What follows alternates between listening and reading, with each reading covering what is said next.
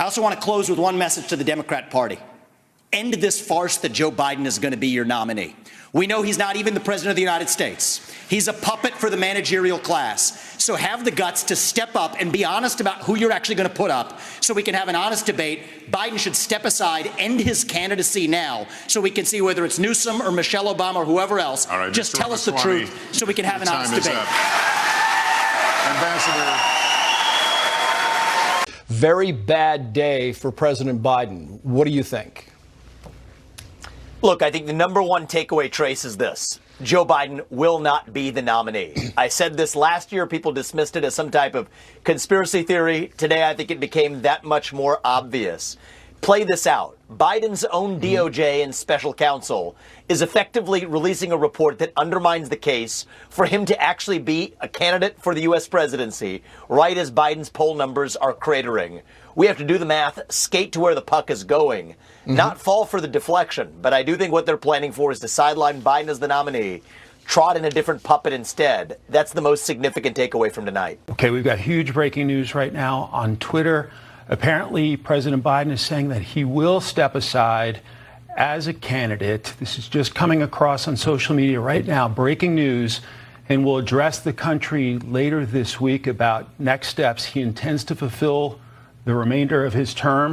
Boy, oh boy, oh boy, oh boy, oh boy, I gotta tell you guys, politics has become a full-blown reality show where nobody knows what's going to happen next, except it is kind of predictable what's going to happen next. But it's, again, I'm still in shock here in regards to what has happened over the past 3 to 4 weeks, okay? The past month has been the most eventful period of politics since 2020 at the very least, okay? Since 2020.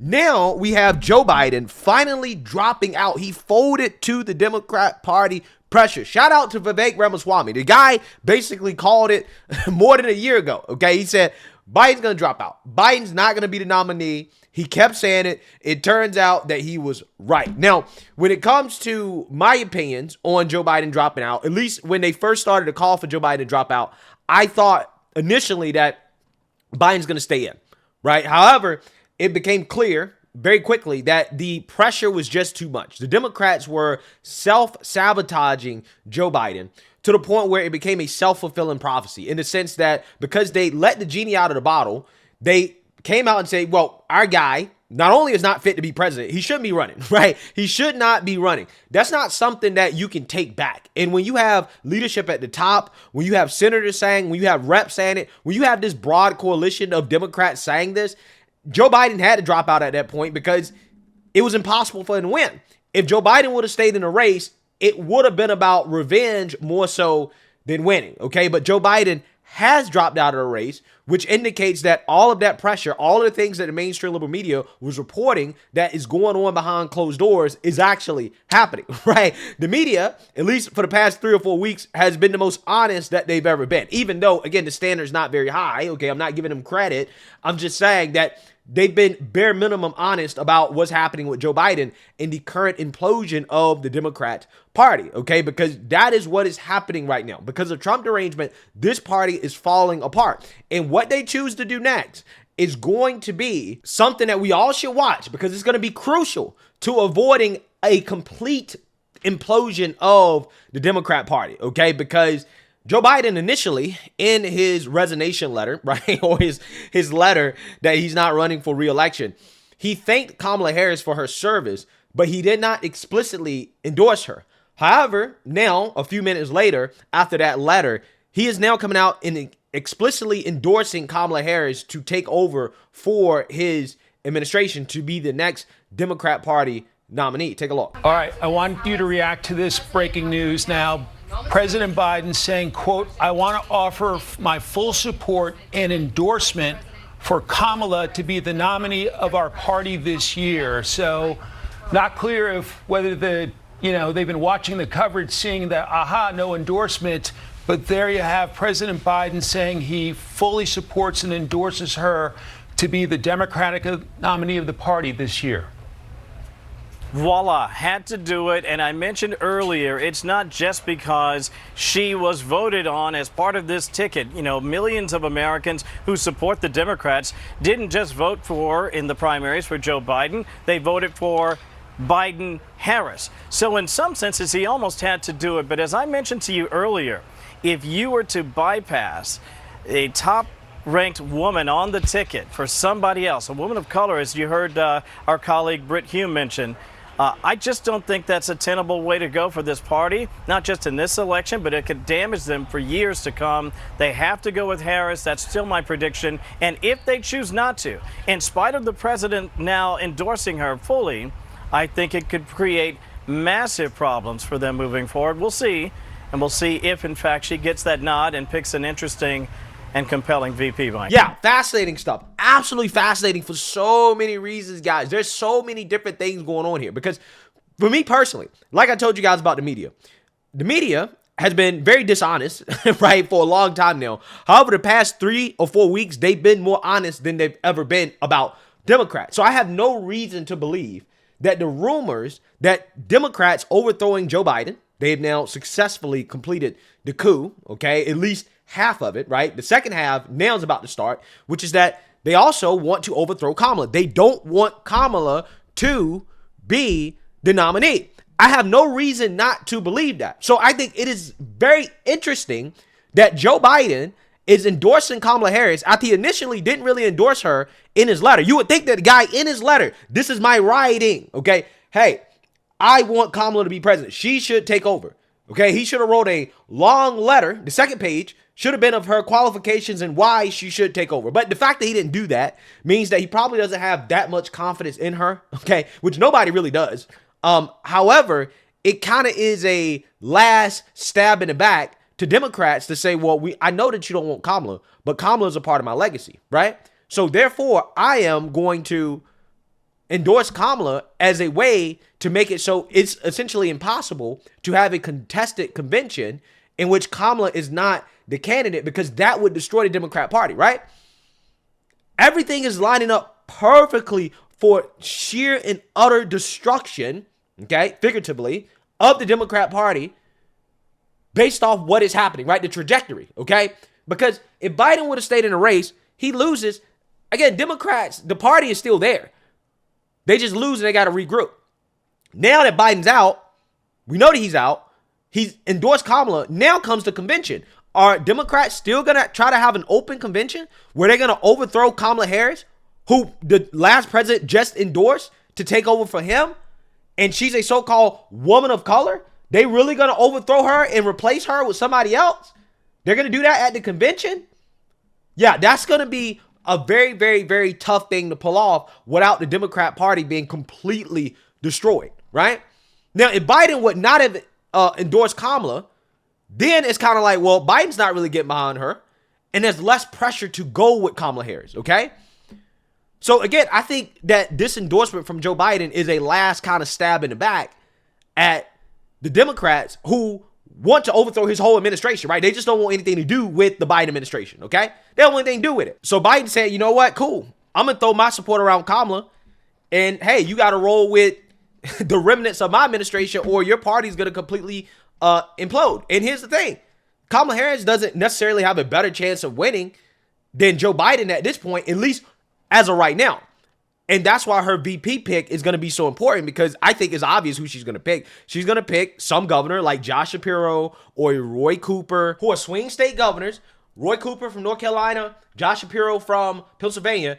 She's going to pick some governor like that can help her steal a state, a swing state from Trump. Most likely it's going to be Josh Shapiro, right? I'm almost like basically like dead set on the idea that the best ticket for the Democrat Party to avoid a complete implosion and to give themselves the best chance of winning is probably going to be Kamala and Josh Shapiro from Pennsylvania, right? I've actually heard Josh Shapiro speak, and I got to tell you guys, he is a talented politician. This is not a ticket that should be underestimated. Okay, I know we laugh at cackling Kamala, but I believe a part of the deal to allow Kamala to actually be at the top of the ticket from Democrats will be, well, you got to pick somebody that is much better than you, right? You got to pick somebody that we're comfortable with kind of leading the way. Yeah, you're at the top of the ticket, but this guy is going to get a lot of face time, right? He's going to do most of the talking, and he's pseudo going to be leading the campaign, right? He's going to be the one that's actually really talking to the people the most, right? We're going to give him the most face time because he's way more talented than you, right? You can get the credit at being at the top, but you ain't really going to be running nothing, right? I believe that's going to be the deal.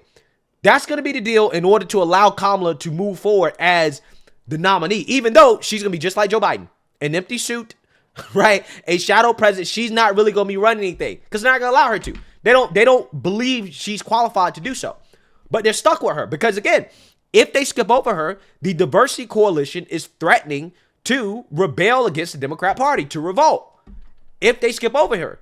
So do Democrats actually really want to call their bluff? Maybe they do.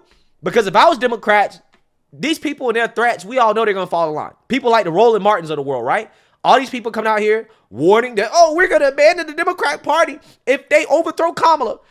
If they skip over a black woman. No, you're not. No, you're not. Right? I would actually call their bluff. If they really don't like Kamala that much, that's what I would consider if I was Democrats, right? If you really don't want her to be the nominee. If you're worried about the black bourgeoisie, I'm here to tell you, the pundits will fall in line. People like Roland Martin, right? He talks big game, but he'll fall in line because, well, I don't want Trump to win. But there will be some of these black women who are Kamala stands, okay, who are Kamala or die, okay? Hard to believe those people exist. They probably will end up going through with the boycott, right? Maybe. But again, a lot of these people don't want to be seen as stopping Trump from winning, right? From destroying democracy. So they'll probably just line up and vote Democrat regardless, even if they skip over Kamala. Or Democrats will pull the okie doke and they'll skip over Kamala, but then they'll select some other token. They'll put some other puppet that's black, probably a woman, in Kamala's place, right? And they'll say, well, listen, we overthrew Kamala, but we have another black person, another token on the ticket. Please vote for us, right? That's how stupid they think black people are, right? They think black people are replaceable, right? Interchangeable, okay?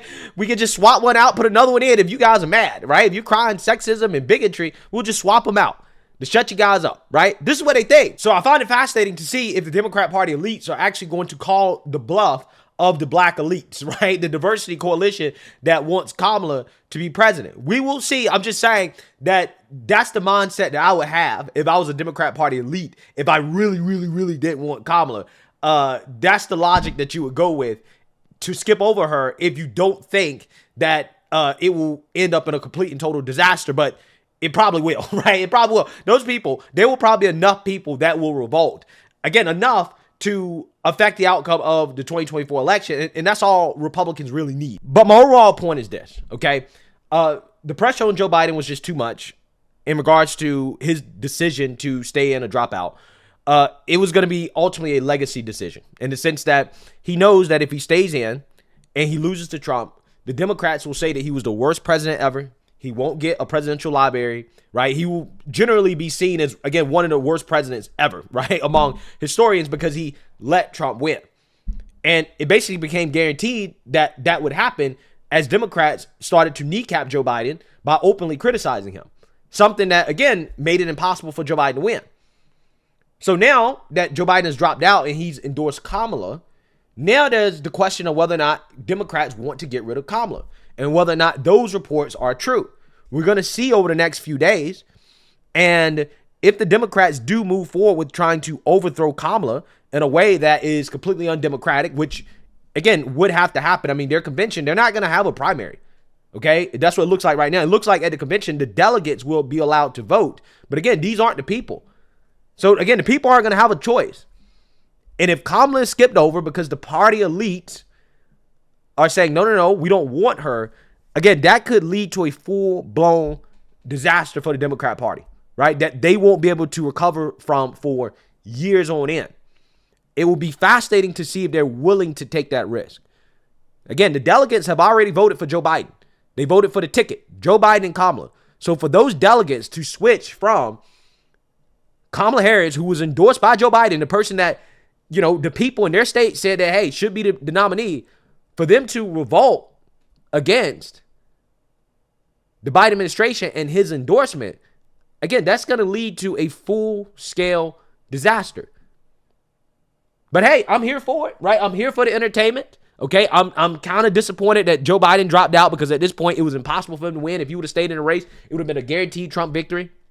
So now this opens up the possibility that Democrats could put together some competent ticket that would give them at least some chance of winning. And that is, again, not the best case scenario. However, the process of them doing that